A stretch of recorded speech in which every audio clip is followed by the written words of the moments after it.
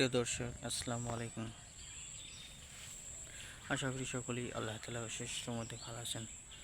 দেশ ও বিদেশ থেকে যারা আমাদের এই চ্যানেলে ভিডিও দেখেন তাদেরকে অসংখ্য ধন্যবাদ। তো আজকে আমি পেঁপে গাছের চারা দেখাচ্ছি। তো পেঁপে সহ তো প্রিয় বন্ধুরা, আপনারা ভিডিওটি দেখে নিন। ভিডিওটিতে দেখে বন্ধুরা বুঝতে পারবেন পেঁপে গাছের চারা কেন রোপণ করা দরকার। পেঁপে গাছে চারা রোপণ করা দরকার বন্ধুরা, যাতে করে নিয়মিত পেঁপে খাওয়া যায়।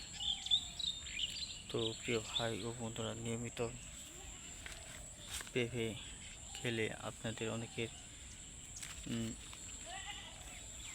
গ্যাস্ট্রিকের সমস্যা রয়েছে।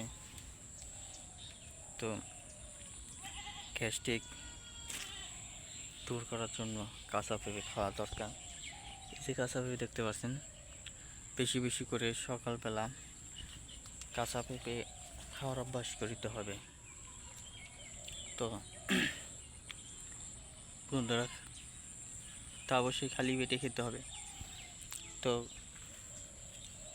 আমাকে কাঁচা পেঁপে খাওয়ার অভ্যাস নেই, কিন্তু অভ্যাস করে দিতে হবে। তো প্রিয় ভাই বন্ধুরা, তাহলে আপনারা কাঁচা পেঁপে খাওয়ার অভ্যাস করে তুলুন।